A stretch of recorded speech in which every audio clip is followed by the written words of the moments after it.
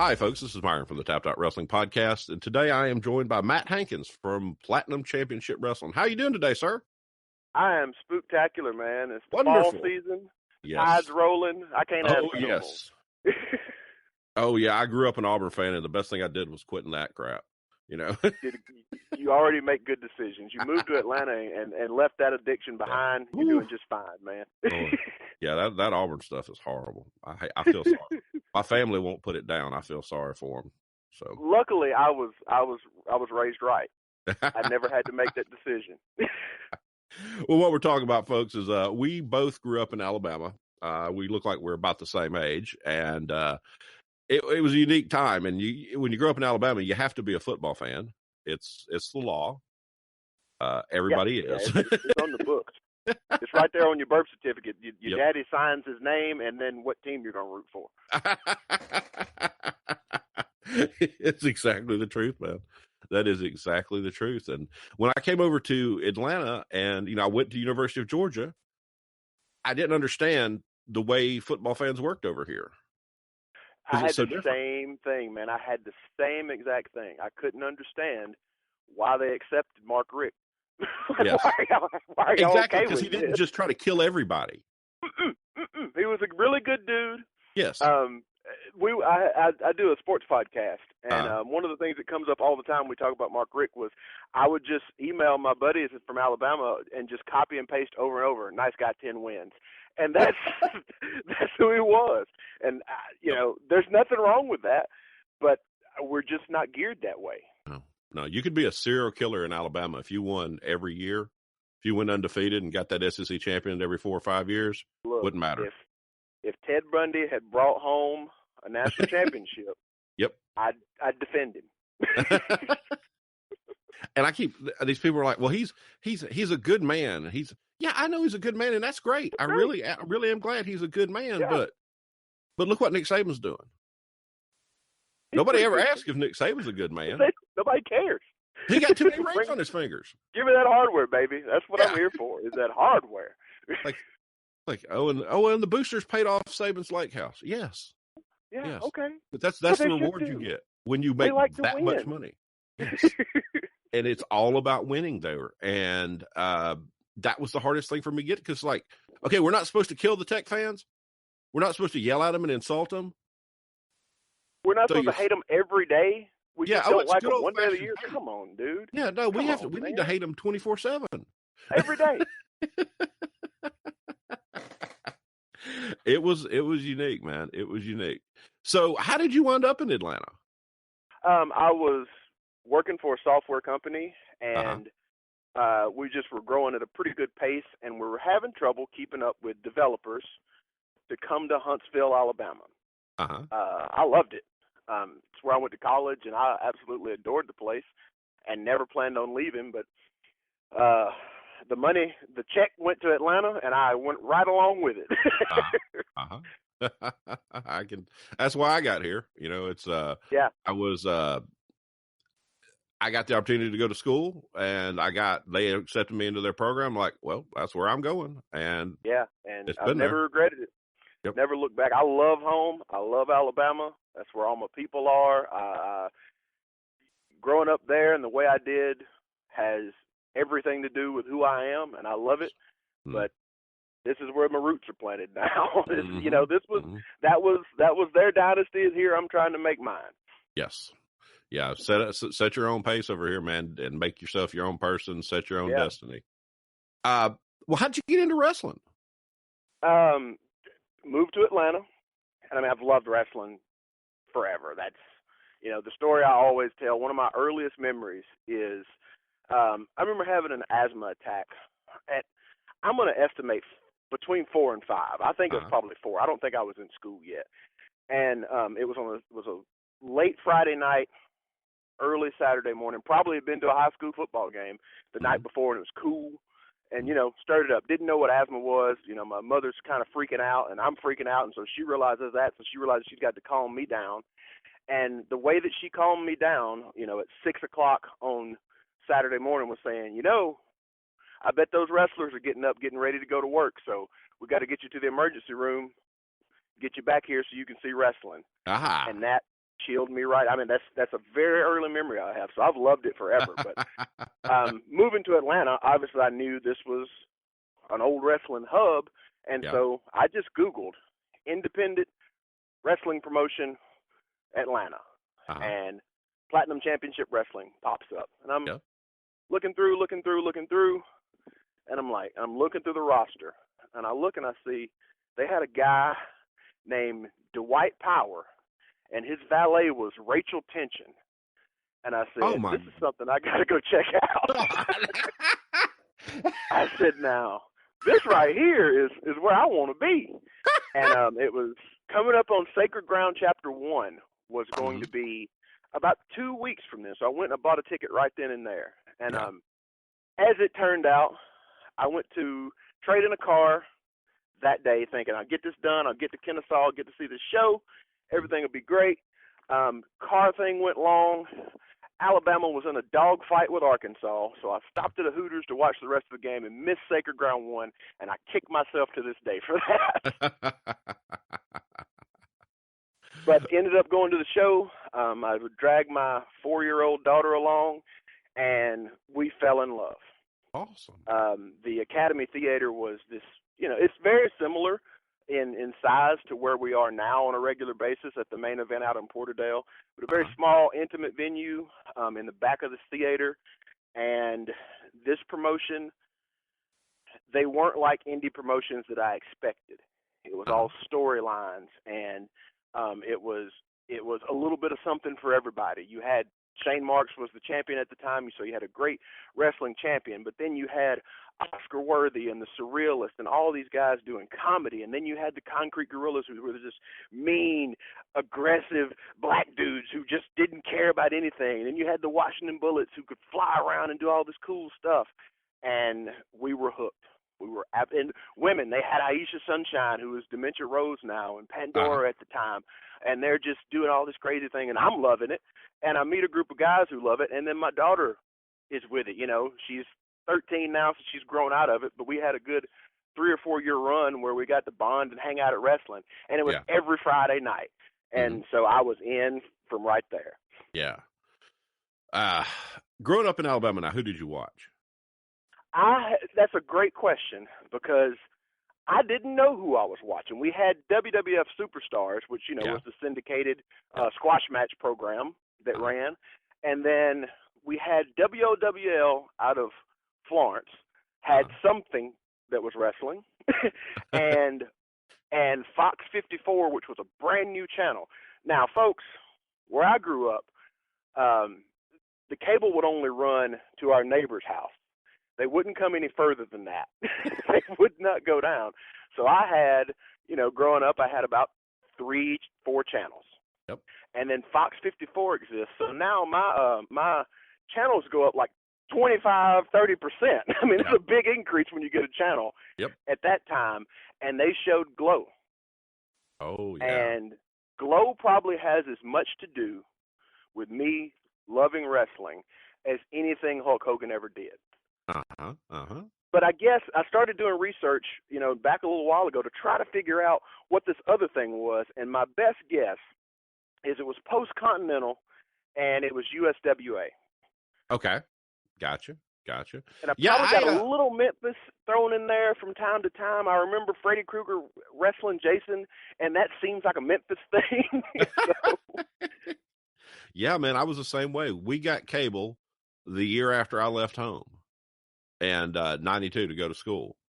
And people don't understand having 3 channels, and everybody I know watched wrestling over here where they had the 605 and TBS, and they had all these different shows. It's like, I got to see Continental and I got to see WWE, and that was it. And the story I tell everyone, and I'll loop this all together. When I watch pay-per-views now, it's typically me and a bunch of the guys from my show, and we're watching. And now I'm in full-on college football configuration, which means there's 3 TVs, and I got a projector that shoots up on the ceiling. Oh. So I'll watch 4 things at once when it's pay-per-view time.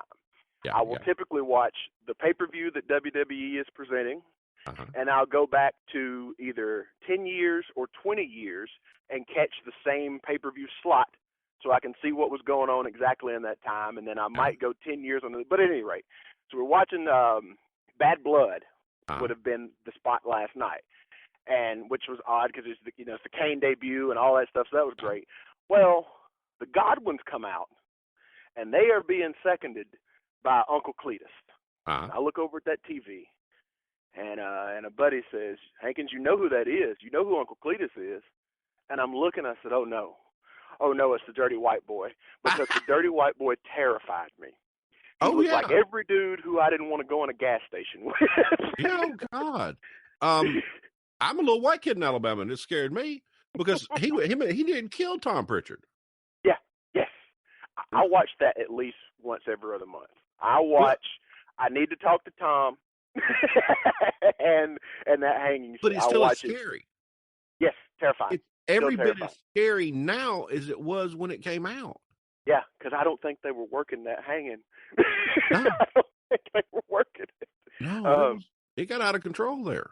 Yeah, but I've always loved it, man. And then as I was here, we were at that small venue, and so we were there every time the doors were open. I might have missed 2 or 3 shows during the whole PCW run there, and so we knew all those guys, and so we after the show we'd all go to the same Waffle House. You kind of slowly integrate from fan to just buddy of the guys, and we were all pulling the same way on the rope. We were very vocal. It was Team All You Can Eat is what we were called. It was me and 3 other guys, and you talk, and then you talk about wrestling. And one day, Jagged Edge was like, "Hey, why don't you try to manage?" I'm like, well, why not? and off we went. We started at UIW out in West Georgia, and walked out, said I'm going to do this thing, cut a promo. Everything was okay. Shane Marks is working Bull Buchanan in the main event. We're going to manage that. Well, Bull's wife gets sick, and he has to leave the show. So now on my first night in the business, I've got to cut a promo on Bull Buchanan about why he's not there and set up the new main event. So, you got the full challenge, man. I said, why not do it? And I was off and running from there. Well, that's great. That's great. Bull Buchanan, former WWE superstar, in a match, you've got to cover up for that guy not being on the card. Yeah, having to go. And everybody had seen him earlier. They knew it was there, so they knew something was off. So, yeah. And I got to say this about Bull, too. For a kid who had no business being there, who had paid 0 dues, Bull treated me like I'd been there forever. And he did that every time I saw him. Wow. He was as nice a guy as you could ask for, and was giving and just treated you like you were an equal, even though he did not have to. And I'll never forget that. Yeah, he's not one you actually hear much about, and to hear such a positive story about somebody is always good. Yeah. And he had, like I said, he had the big roster experience. He didn't have to treat you like that. Big roster experience, been in Japan, had done everything he could have done, and still was a good enough of a person to treat us like something. And we went to his retirement show, and he was, signing autographs. We're just going to sneak in and go pay our respects to Bull for what he'd done for me, and he's just happy as a clam to see us. And I said, man, I'll never get over that. That's terrific. Yeah, you don't meet many people like that in the world, much less wrestling. That's great. And so you went from fan to manager at Jagged Edge's recommendation, who is one of the biggest names in wrestling in Georgia. How was the transition? I felt it was pretty seamless. If I do say so myself, I come from a funny family on both sides. People are just funny in the room. And I sound like the people that we're talking to. And so I figured that, all right, we're traditionally, in these towns, when 3 big old black dudes come in, they're going to be the heels.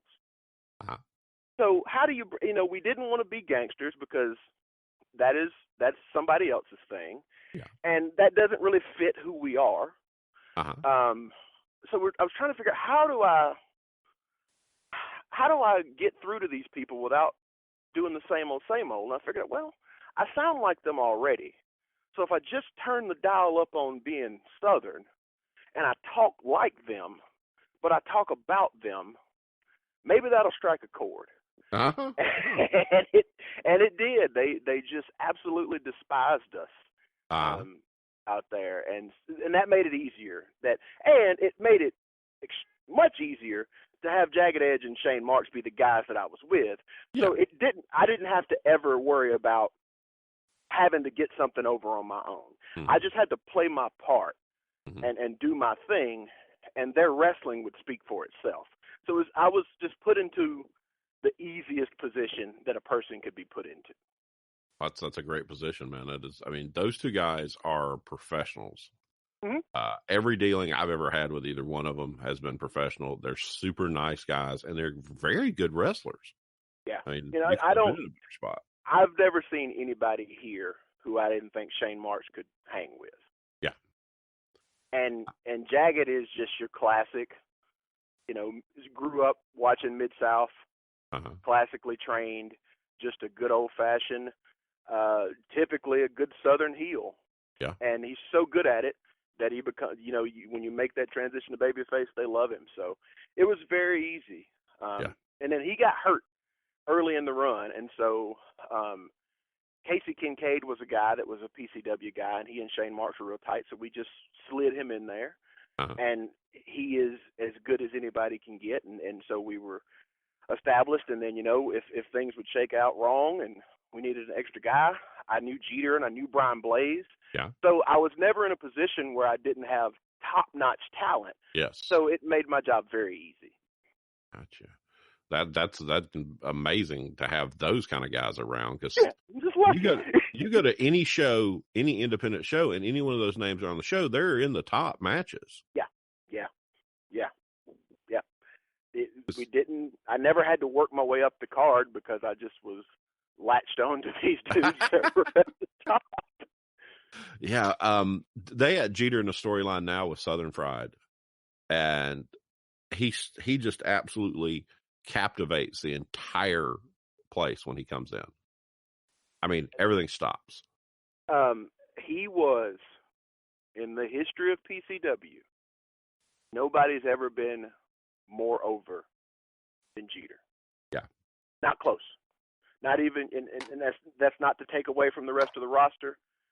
Shane Marks was beloved as the babyface champion, in the initial years, and then he was despised as the heel champion. And Johnny Danger and Mason were guys that were just the Bullets. The Bullets are the closest thing to Jeter. It's just that electricity in the air.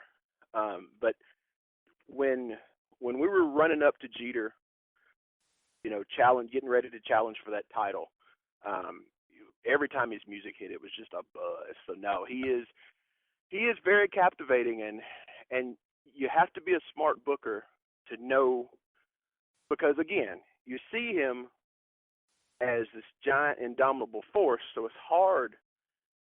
It's sort of counterintuitive to make that guy the babyface, especially when you're here and 7-footers don't grow on trees. Yeah. You're not Vince, who has who has a dozen of them at any given time. So it is counterintuitive to have that guy be the babyface, but there always comes a point with Jeter where you just can't stop it. The crowd is going to turn him, and so you got to figure out how to make that work. Well, I'll tell you one thing. Y'all scared the hell out of us at Porterdale at the Sacred Ground show, because it was our first show, and Jeter is coming to the ring with his daughter, and all of a sudden I realize his daughter's going to sit down the row from us. Yeah. So here comes this massive man with his daughter out. He's bringing her to the seat, and then he gets a chair shot. Wow. Off we go. One of the loudest chair shots I've ever heard, mainly because it was about 6 feet from my head. Yeah, Brian Blaze is not kidding around when he and that it chair. Scared the shit out of me. Yeah. And my buddy Nick was right next to it, because we were all looking at Jeter's kid going down the aisle, because Yeah. she, we had to make room for her to get down the aisle. And then we hear the chair shot, and then things, like you said, it was off to the races, man. Yeah. It was. Yeah. Yeah. His mother was up yelling. Mm-hmm. His daughter was We yelling. were seriously concerned that she might shoot Brian. Yeah. It crossed our minds that what do we do if Brian gets shot? I mean, because she just went right over the top of us. Yeah. Oh, yeah. She's not here to mess around, like dude. that. And She's not here for any of that. And it's been that way. When Brian turned on him, she was there that night, and I was like, oh no, we don't have enough security. Oh no, she was quite the. I mean, she was so intense and just like, my baby, and like, oh my God. And that's Family Feud, man. I mean, those dudes were raised as kin. I mean, they've been best friends forever. And Brian's family is 2 rows behind him. So I'm looking out over the crowd like, I don't know what happens. Yeah, and in the meantime, these little 2 fat white guys that don't know what the hell is going on. I'm so glad that was your first show. That makes me so happy that you wandered there on your first show. Yeah, we got the best seat because that's where the action was. Yeah. And it was you can't replicate that, man. It was an intensity you just can't replicate. You can't get that in an independent show. And unless you get that any show. building, and the sun's dipped on that building, and the lights are on, and it's flashing, and it's full, and we talk about it all the time because that was the old NWA stop. That gym was for Porterdale. And we always say, man, there's just something in the bricks here that you get a wrestling ring set up in there, and I have a reputation for being a bit of a ham when it comes to the pre-match speeches. I get fired up. Get fired up. And I know that I don't have to at Sacred Ground, honestly. I could just say, boys, the show's about to start. And it's Sacred Ground, and for us, that is the world. That is, whatever you want to call it, whatever you want to compare everybody else's big show, this is it for us. This is the reason we do it. We start working on Sacred Ground, the next chapter, as soon as that one's over. Well, and oftentimes before. And so it's everything for us, and it takes so much work, so much effort. But you owe it to the event to do that. That's what it has to be, and we've delivered more often than we haven't. Well, I can tell you can tell the preparation is there from the lighting to the entrance music to the absolute way y'all had the little thing prepared for Iceberg, the presentation, very well coordinated, very well coordinated. You can tell how much y'all put into it because it shows. Yeah. And Sacred Ground 1 that I was talking about earlier was PCW's best foot forward. It was the time that Steve decided it's time to be on the map because you see us now. We just did number 8. Mm-hmm. And you think, all right, those guys have got it chugging along pretty well. Well, you go back to Sacred Ground 1, most of the guys on that card that were PCW roster guys, fresh out of training. They're fresh out. If anybody had been active for more than a year on there, I'd be surprised. And so Steve, being the evil genius that he is, knew that he had to bump it. They're in a big venue in Kennesaw, and he goes and he gets Roderick Strong was in the Battle Royal. Wow. Of that show. Wow. He gets Cassandro. He gets I'm blanking on the luchador's name. But he gets a guy from there. He gets Colt Cabana to come in. He gets Awesome Kong to come in. Oh, wow. And he gets Samoa Joe. Joe? Yes, Samoa Joe versus Jay Fury was the main event. And I forgot some dude who he had some title, the NWA World Heavyweight Champion, Scrap Iron Adam Pearce. So he and Shane Marks were on that card. And I always use that as my touchstone to say, every year, I want one less name than we did before, because now it's our show. Steve did the work. He brought those guys in to put us on the map. Yeah. And then we slowly backed off of bringing in a lot of outside talent, which, yes, absolutely. We had John Davis this year, and he is certainly a hoss by any, But, John had worked for us earlier in the year. Uh-huh. We had Kikyo come in from Florida, but, she worked with us late last year. So, they're not PCW originals, but they're people that we use with relative consistency. So I always enjoy that thing of being able to tell the guys, look, we drew this house. Yeah. We did this. We made this event great. This is our night, and we're not having to depend on outside talent to make it special. So now, if we do want to use some outside talent, then that becomes the seasoning and not the meal. Yes. I can tell you, I know Kikyo through Kevin Harvey from Rise. I've interviewed her a couple times. And last night, I did his commentary seminar, his online commentary seminar. And one of the things I asked him about, and something that keeps coming up, is commentary over the house mics. Yeah. And everybody's like, oh, it sucks. I said, well, guys, I've seen it done right. And when it's done right, it doesn't suck. It's amazing. No. And that is something y'all have figured out, how to take something that at most shows is an absolute just pain in the distraction. ass. Just a distraction. And make it perfect. Yeah. How did that work? Again, all of this, all the credit for all of this starts with Steve Platinum. Mm-hmm. I cannot say that enough. Because while, like I said earlier, I didn't pay a whole lot of dues and I just kind of lucked my way into this thing. Mm-hmm. Steve trained me by running an excellent show. Yeah.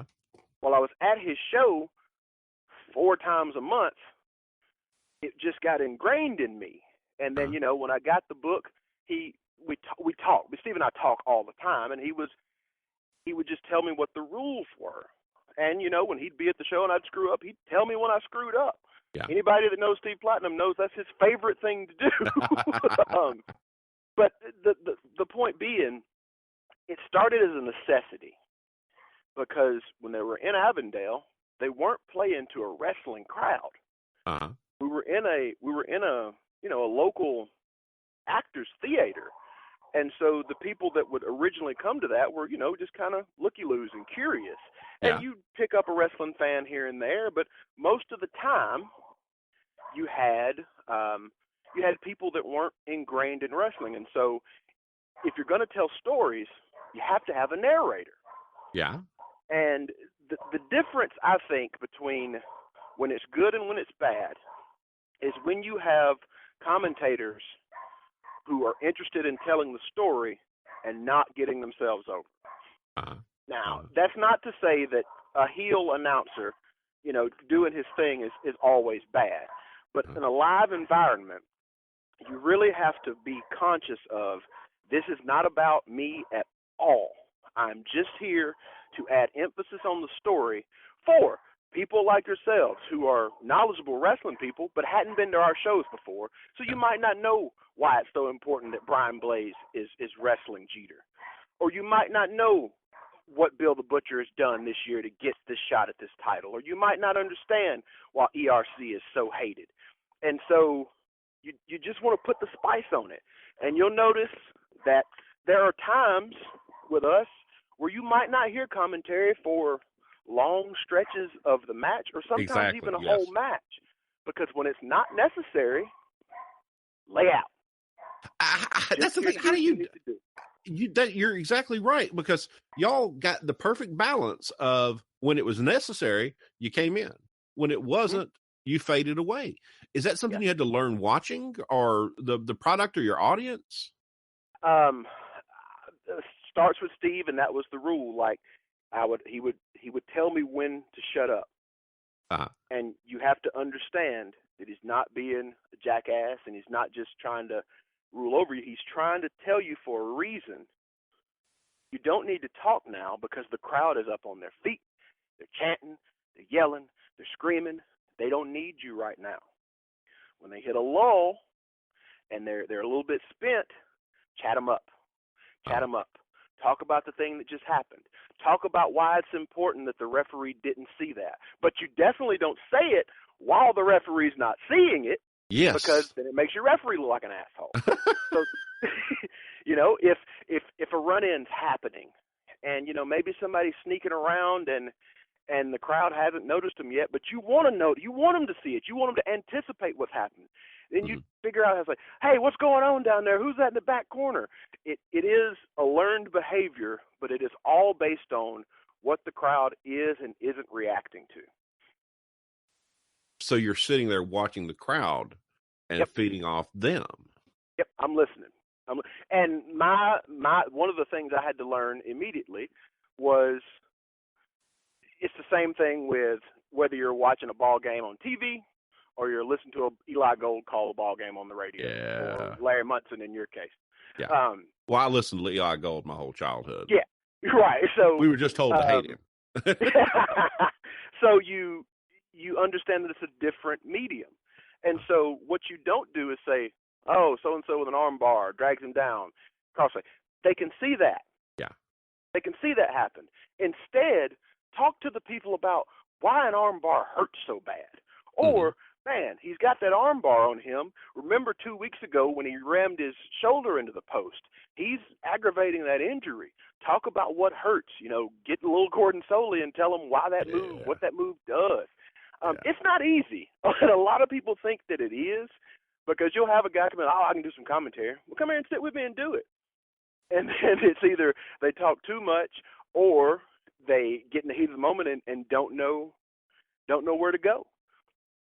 I can see that totally, because that was one of the things that we worked on in that seminar. But it was they were working on that for recorded for the video recording that was going to be going out later, or the pay-per-view.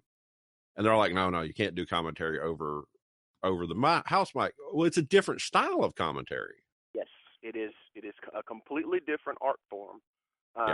It's kind of like the difference between a great jazz solo and a great hard rock solo. A rock solo, you want to play every note, hit them all, throw them down as fast as you can. That's what you're doing when you can't, when you're playing to an audience that you can't hear.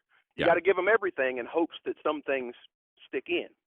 But when you're getting the immediate feedback, that's when you get into jazz and you hit a cool note here, hit a cool note there, give them a little feel here, and then lay back and let the bass and the drums carry it. And that's exactly what you did. You basically did complimentary commentary. Exactly. You didn't overstate anything. You didn't override what was going on. You just kept it going so that there wasn't a lull. The crowd never was allowed to die like it does at shows naturally, because y'all were able to keep everybody so hyped. Yep, keep them hyped or keep them engaged. Keep them because if something's dying, right? It could be any number of reasons. It could be that you, the booker, didn't tell a good story getting into it. It could be that you, the booker, didn't put it in the right position on the card. It could be that the match before it was just so blow away that nothing in this world can be done, to get them back. But you got to feel that, and then you got to pick out something to harp on. Make the people watch what you want them to watch, and then the wrestlers will pick it up from there. Sometimes, like you said, it's complimentary. Sometimes you're just pulling them in the right direction. Sometimes you're punctuating something so people know that that's very important. But whatever you do, the wrestling happens, the crowd reacts, and then you put the salt and pepper on it. Yeah. You were very subtly guiding us through the show without just, overhanded and calling it every play and that. Yep. You and your partner, the gentleman in all gold. Johnny Danger. Johnny is beloved out there, and Johnny had a bad knee injury, and we don't know if he'll be able to wrestle again and all those things. And so it was a really great thing to have something important for Johnny to be able to do, because he is a very big reason why PCW was successful in Porterdale. He's probably been the guy, him, Jeter, Blaze, those are the guys who have been in Porterdale the most. PCW sort of is after Avondale and before Avondale, sort of in the timeline when things Yeah. changed a great deal. But Johnny was the constant out there, and they love him, and he's great at this. Because he's very astute, pays attention, takes direction extremely well, has learned from the same places I have, and B, more important, absolutely loves it. Yeah. And so he's doing his thing, and I just let him hold down the first half because there wasn't a lot in that particular part that needed so much spice. Johnny was exactly what it needed, but when you got to the big part of it, and you got to that main event and things start to get tense, then you need two people to kind of bounce off of each other. I can talk about how worried I am, and Johnny can react to that, or Johnny can say, "Oh man, that was great," and I can say, "Well, remember this thing, Johnny. Remember that thing, Johnny." It's just a fine line to walk, and it can go bad. And that's not to say that we haven't done it poorly at times. We certainly have, but we've done it enough now that we kind of know what we're doing. Yeah. And I guarantee people could learn a lot from watching y'all do that. It's just so unique. And we're sitting there, it's like, at first it was like, I don't know why they're doing this. And before it was all over, we're like, that was really a unique experience that we've never seen that done anywhere near that well, or we've never even seen it done that much. I'm glad that it's because it is a staple. It has been a part of PCW since the beginning. It's always, and Steve was so great at it that there's been many times where I've flirted with, well, maybe we should stop doing it because we're not as good as Steve. But we're good in different ways, and I think now it's a part of the show because there have been times, and that's another thing that Steve, told me right away, is never be scared to experiment, and nothing here is sacred. Yes, there are rules that are guidelines that will help you get down the road, but when those rules need to be broken, it's fine to break them. And, we had a time where, maybe we're having technical difficulties and whatever. And, we'll lay out and we won't do any commentary. And every time that happens, somebody will come up to one of them and say, "Hey, man, why didn't y'all do commentary?" So now it's a part of the fabric. It is part of the fabric. It makes a really good promotion unique. But on top of that, y'all are just a really good promotion. That was a show. I can't go on about how much I was like, man, the lights are perfect and everything's perfect and the crowd is just right. Do y'all? Yeah, I was very proud of that night. Your local shows that you do on a regular basis, is that where you made that, perfected that whole thing? We are just down the hill from there in the bar. It's a bar now. So when PCW was in Avondale and somebody heard through the grapevine and they came down to the Avondale shows and said, and Tim Savage, who is a partner that I don't deserve. He is just the perfect wrestling partner. He understands it. He gets it. He always wants to do what he can do to make the show better, and he loves his town. And so we went out there, or they went out there. I wasn't. I was just a fan at that time. They went out there and did a big St. Patrick's Day thing. And so we said, let's try it. Let's do it regular. And so we go into this building. He's got this storefront. Doesn't know what he's going to do with it, and it's just plain white walls, and it's just a very plain, intimate space. And we just start trucking along, and we start getting our footing, and we start figuring it out. And he makes the building look nicer, and he puts in this, he puts in that. And next thing you know, we've got a great, intimate wrestling space that when fans and outside workers alike come into, they're like, this is different, and it's special, and they're right here on top of us, and the crowd is there to work with you. They're there to be entertained. So, yeah, we just kept chopping wood. And then, so Sacred Ground, 1 was in Kennesaw, 2 was in McDonough, 3 is held up as the greatest PCW show ever, and it was great. I'd like to think that we've gotten there with the last couple of Sacred Grounds, but I'll leave somebody else to determine that. But Sacred Ground 3 was the first one we kind of did in our own building, and we did the same thing with 4. And then 5 comes along, and we're planning on doing something else. Plans fall through, and we have to scramble at the last minute. And lo and behold, the place that they used to run in Avondale Uh-huh. is no longer there, but it's now an event space. Uh-huh. So we run. I'd say about five. Five was also in Porterdale. Six, we did all that stuff. So at six we did two shows. Uh-huh. We ran in our building in Porterdale, put the fans in a van, drove them to Avondale, did a show back at the old building. What? Yeah, I told you we experiment. You put the fans in a van at an event. We put the fans in a van, we loaded up, and we took them to Avondale. And then when they got to Avondale, all of our old fans were there. So we did two shows. It was our what was that, WrestleMania 2, where they did the separate places. Yeah. You know, it was not a swooping success on the Porterdale end, but the people, I wanted them to understand, we're not leaving you behind. Want to go? You know, the promo I cut essentially was, you know, in every relationship, there comes a time where you got to go meet Mama.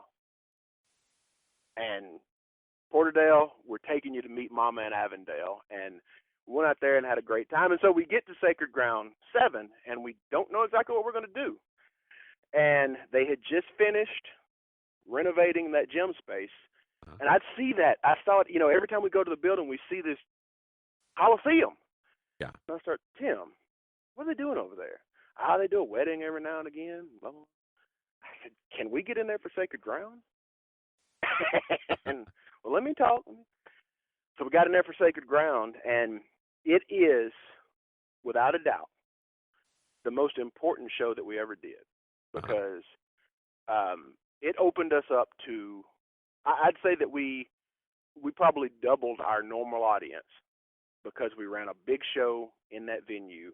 Mm-hmm. And a lot of people like yourself just say, hey, this is something interesting and neat and new. Let's go check it out.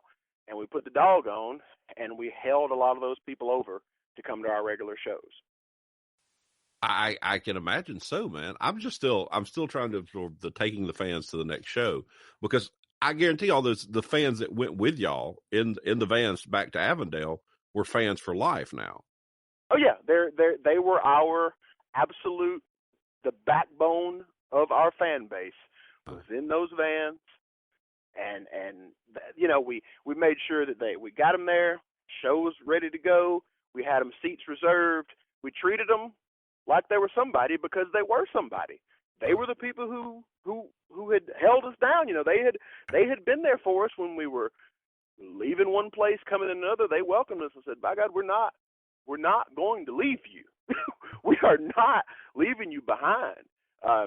You know, not to get super deep and weird, but the demographics of Porterdale, Georgia, are the polar opposite of the demographics of Avondale, Georgia. Yes, I would agree. And if I'm telling my regular fans, hey, get in your cars, drive into the city to a place you're not familiar with, looks different, feels different, is different, place you've heard all this craziness about, then I didn't feel right about that. I wanted to run the show in Avondale because, A, we were up against the wall, and B, I felt like in the circumstances, having our plans disrupted, I felt like that was sort of a blessing. You know, that was the best possible alternative.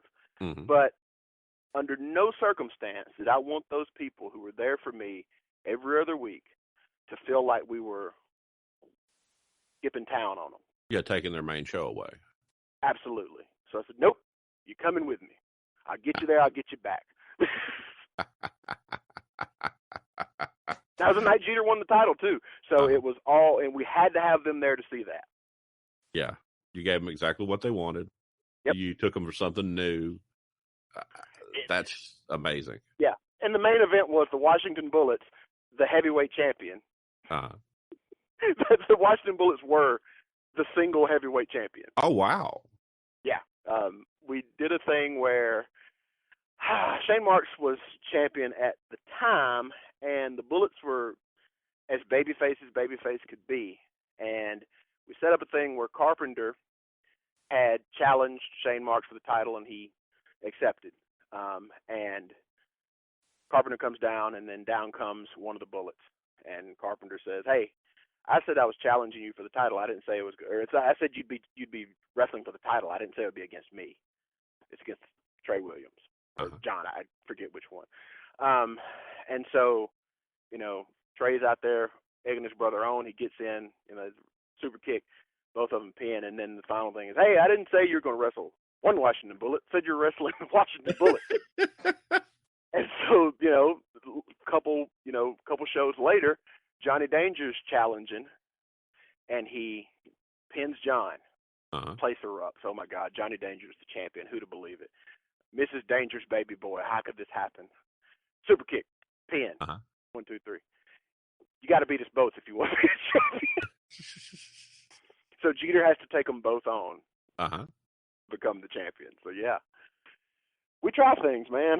We will try things. Well, it makes it interesting. Got to be. I like that. I like to see somebody doing that because it makes it something you want to go see. I had watched Shane Marks at SCI, and I'm like, this guy is really great. So I had talked to him after I had messaged him after SCI. I didn't catch him at the show. And said, I really would like to have you on the show and talk to you sometime. And he's accepted, and we were able to do an interview. And the whole time he's telling me about PCW. And I've been looking at it. I've been seeing your Facebook posts and your Twitter posts about shows coming up. And Shane really sold me on the product and sold me on Sacred Ground. And when I found out I was going to get to go to Sacred Ground, the first thing I did was message him and tell him I was coming.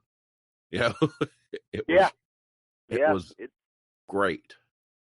And he's carried the flag for so long. I mean, he was the first champion. He's won it the most times. He has toted the mail. Yeah. We're not seeing eye to eye currently, but that doesn't erase what we've been through. Yeah. And I can't take anything from his talent. And the thing about him is when it was time to take the back seat, he would do it. He would get out of the way and let somebody else have a shot. And you don't get that everywhere.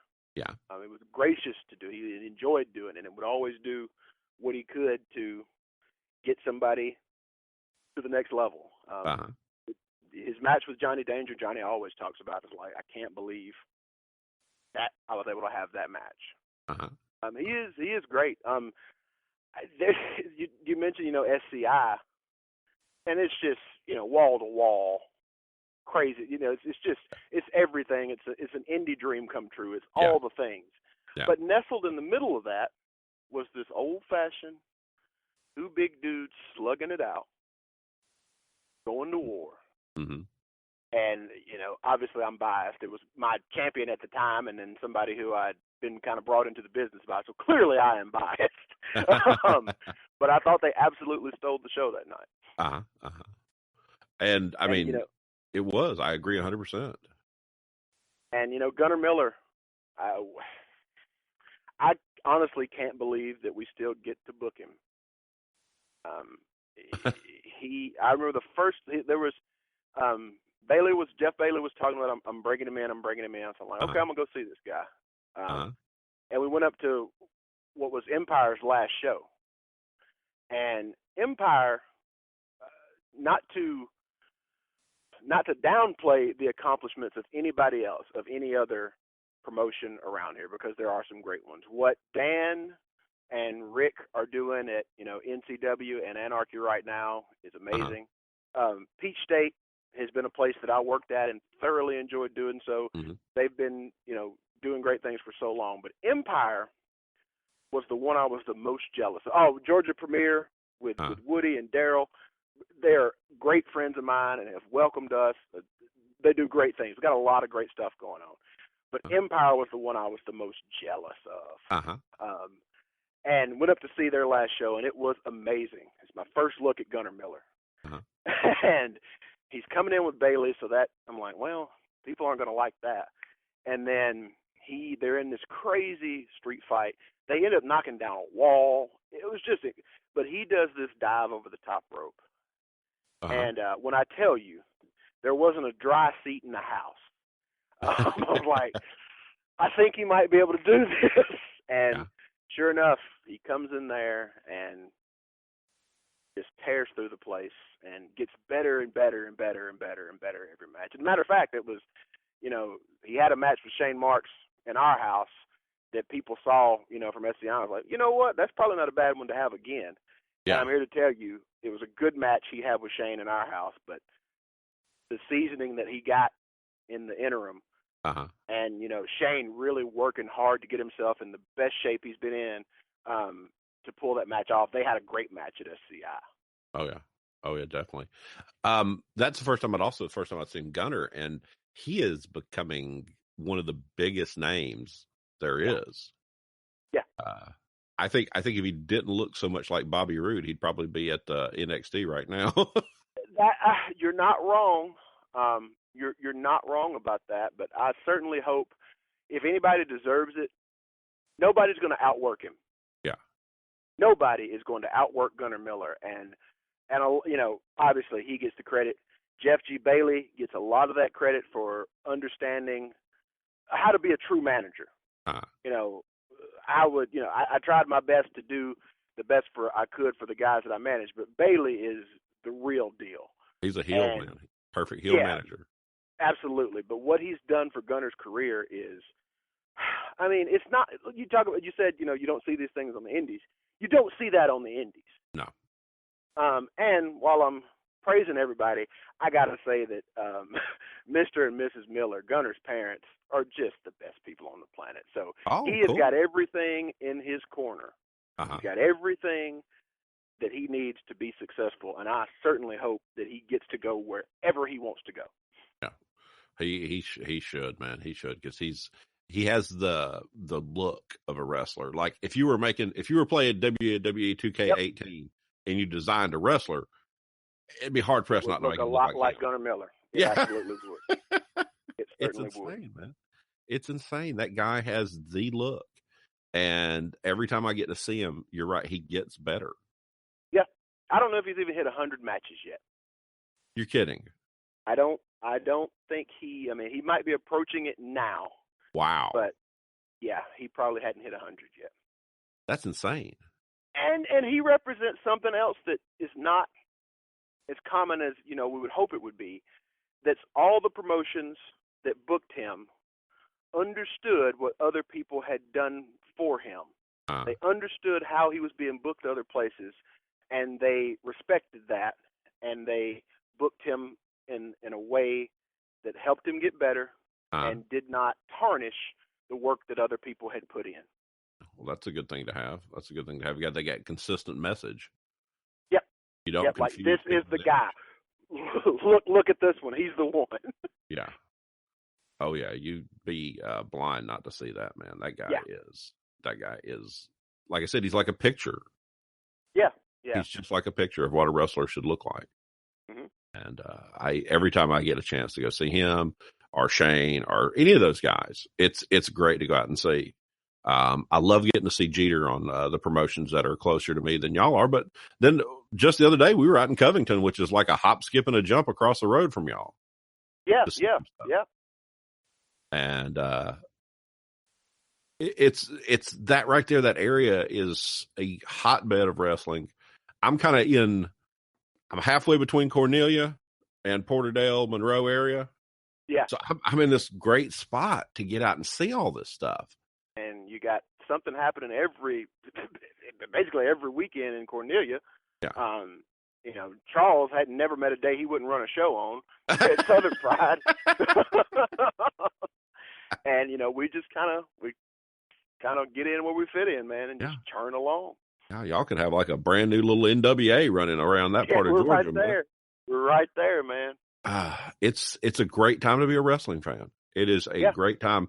And the availability, like you said, the availability of wrestling in this area, where a lot of times it's, well, who do I go to now? Mm-hmm. I mean, we have to sit here and it's like, okay, the only reason we're not going to this show is because we've been to it so many times.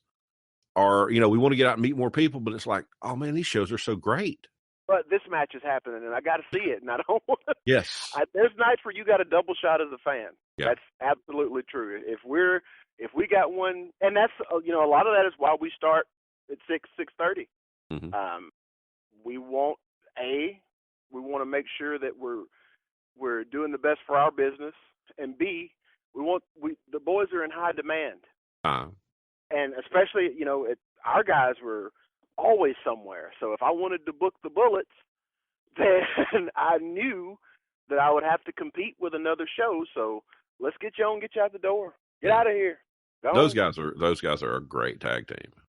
Yeah, they work awful so well human, together. but a great tag team.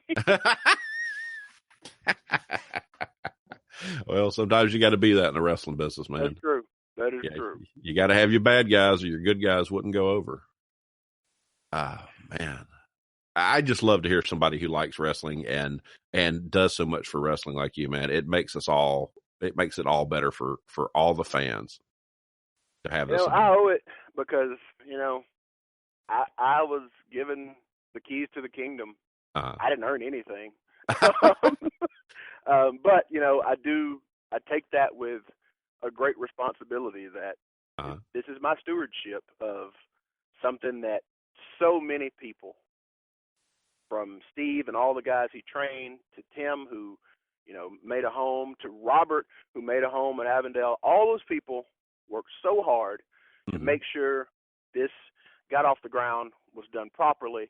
And, you know, when Steve left Move, you know, nobody knew what would happen. And Shane Mackey took over, and at the hardest possible time. You don't want to be the guy who replaces the legend. Luckily, I got to be Bill Curry and not Ray Perkins. And as long as I can keep beating Auburn, I should be fine. Oh man, I hadn't laughed this hard on a show in so long. Well, what you got coming up? You got a new show coming up? We got November 4th. Sacred Ground beat us up. I can imagine. We just took a break. You know, normally we take a little break. This time the break got a little longer. Life got in the way a little bit. A lot of things. We were just beat up, dude. We were we laid it all out there. And so I said, let's not rush it. Let's pull back. Let's get it together. Let's get ready. Let's get it hot. Let's get it forward. So November 4th, we are back. I got confirmations today. The Hooligans will be back in Porterdale. Ooh, great tag team to see. So excited. Hooligans back in Porterdale. We're going to debut, first time, I believe, ever. Certainly first time in Porterdale, I believe first time ever, a award-winning tag team from this state will be in the building November 4th. If you want to know who that is, I suggest you be in the building too. First time ever. It's the first time Bill the Butcher gets to hoist that Platinum Championship Wrestling heavyweight title up in front of those people who love him to death. Oh, yeah. First time that happens. Great also crowd. The first time that ERC gets to hoist his title up, and I'm sure that's going to be a horrid affair. But we're People back. Did not like him. No, they didn't. No, they didn't. I would be lying, though, as much as I hate him, if I didn't say I was extremely proud for him that night, because he has been there. He's went through struggles trying to find his footing. As a young guy, I mean, he's been there forever. He's seen every iteration of it, and he's struggled and strived to try to find something for himself. He finally did it. It took doing dirty, dastardly things and teaming up with awful people. But sometimes in life, you got to go where the bread is buttered, and he did that. So this will be his first time with any kind of title in his career, so we're anxious to see what happens with that too. Oh, wow. Y'all going to have a great show. CB Suave, they'll be there. I mean, we're coming back on all cylinders, man. We're ready to go. You're going to have another awesome card. Just another absolutely awesome card. And, you know, last year, one of the traditions I didn't realize that we were going to do away with it in such a hard fashion, but the tag team season, we didn't do a full season because I just felt like the Bullets had earned the right to call themselves the best that we had. Yeah. And I felt like, you know, Dark City would be a great opponent for them, and the trophy would be on the line right there. Well, as you saw, I told you, awful people they Yeah. destroyed. That is the inaugural tag team season trophy. They destroyed it, but I'll be damned if I'm going to let their temper tantrum destroy a tradition. So I'm telling you right now, tag team season will be in full effect this year. It will start first show in December, and it will end at Sacred Ground next year. Mm-hmm. Mm-hmm. So, y'all going to get a new trophy or repair the old one?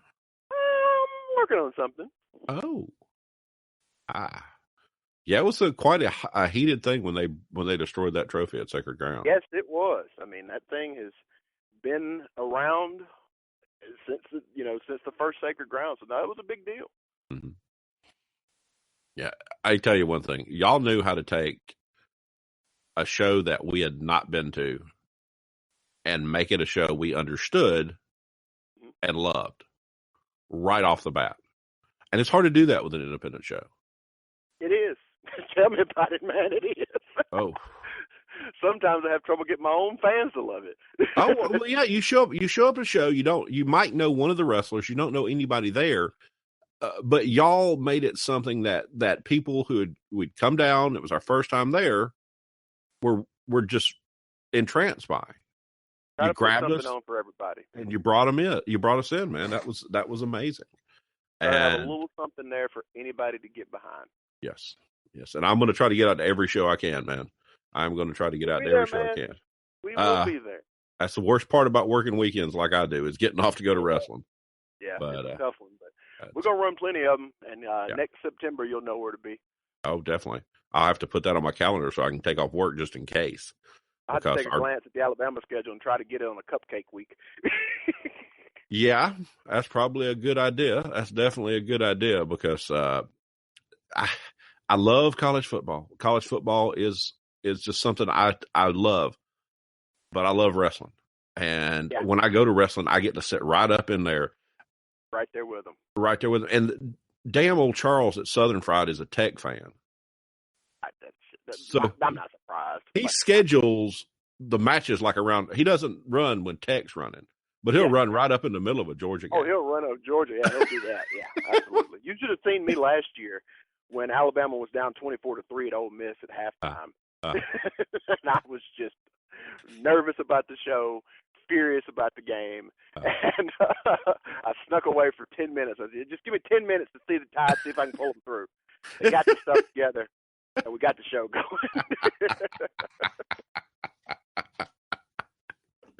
That's amazing, man. Y'all have done something very special down there, and I can't talk enough about it to people out there. Keep talking about it. Get down there and see that. Oh, I tell everybody. Whenever we sit down, you know how wrestling fans are. We sit down and just talk about what we saw, what we like. And that show that I went to, the Sacred Ground show, I just can't tell people enough about. It's something you have to see. That venue is magical. It is. It really is. I'm not, Tyson Dean's a guy who's worked everywhere and done so many things, and he was excited. Yeah. We'll be on here another hour if I start talking about how great Tyson is. But, and that's another thing for me that it means so much to me that these guys who I used to watch and see come along, they accept me as a person who cares enough that they'll work with me. Yeah. Having Tank and Iceberg on a tag team on my show, I couldn't, I was told the story.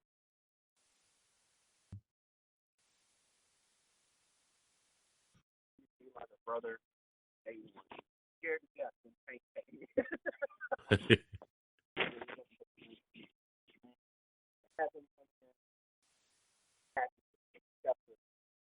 Able to have it and wanted to have that.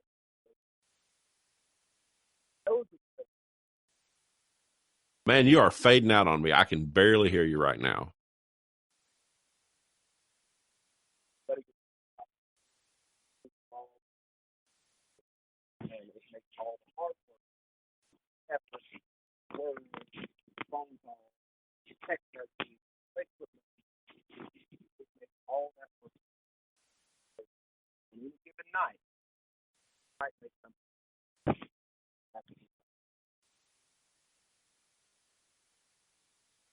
Can you hear me, Matt? Can you hear me? I got you. I'm back. Okay. I lost you there for a second. Phone calls can be like that sometimes, but That'll happen. I know you were having quite a good time telling the story because I kept hearing you laugh during it. So, Well, that's it. I'm just here to entertain myself. well, that's the best part about this. I'm doing something that I find wonderful and fun, and other people are getting something out of it, and that's the best thing I've ever done. Yeah. Yep. It's so rewarding to be able to do something other people enjoy. But because retail, you don't get that. You don't get that. You just get the bad parts. Yep. I really appreciate you coming on tonight, man. I'm glad you had me, man. Nobody ever wants to talk to me. Yep. I want to talk to some wrestler. Well, the thing is, if you don't talk to the promoters, it doesn't do you any good to talk to the wrestlers. That's right. Because they just know, how the wrestling goes. The promoters know how everything else works. I know how it all goes. And can't nobody sell it harder than I can because I need you in there. I got bills to pay. Now, tell me about the sports show you do. Oh, we do a college football podcast called Throw the Flag. Uh-huh. And it's just three Alabama fans who we try our best to talk about everything else first and then talk about Alabama. We're just doing the same thing we always did after the game when we'd call each other and gripe about why we didn't win by 50 and why Auburn's dumb and why this or that. Yeah, man, we're up to shucks. We started during the off season, so we're hitting 41 episodes now. So we're rocking and rolling, awesome. Man. Yeah, we're getting after it. Well, cool. Where do we find that show? You can find that. Facebook's probably the easiest place to find all the links. Throw the Flag, and you'll see a big old black and gold football, and you'll get everything you need right there. Awesome, man. And where do we find the Platinum Championship Wrestling Facebook and Twitter? That would be Platinum Championship Wrestling on Facebook and PCW on Twitter. That is our main outreach program for the people that want to know. You can find me, Matt Hankins, on Facebook. I'm easy to get a hold of. I will field any questions you have about PCW or wrestling in general. That's good. That's a wonderful resource right there, man. Gotta be good to your fans. That's right. And be approachable. I really appreciate you coming on, man. This has been a wonderful chat. Like I said, I haven't laughed this hard on the show in forever. And you're doing something great, and you're another guy from Alabama that's over here, tearing up Atlanta. We got to stick together, man. Yes, man. We got to stick together. You never know. You never know when they might cut the water supply off, and we have to go infiltrate. You never know. I keep my eyes on that lake every year just to make sure they ain't pulling no funny business. Okay, man. You have a great night. I look forward to seeing you again. You have a good one. All right, we'll see you. Thanks for listening, folks. You're the ones that make this all worth doing. Go over to tappedOutWrestlingPodcast.com and find all of our shows. There's a player with links to every single show we've ever done. There are our affiliate links for Amazon, the Fight app, and the Blue Apron. Purchase some stuff through there and help the guys out. You can find our social media there. You can find links to wherever our podcast is found. Get on in there and subscribe. Go to Pro Wrestling Tees if you'd like to purchase some of the Tapped Out Wrestling Podcast wonderful t-shirts. Pro Wrestling Tees is a great company. Look for us at upcoming live shows and come by and say hi. We love our fans and we love what we're doing. Thank you.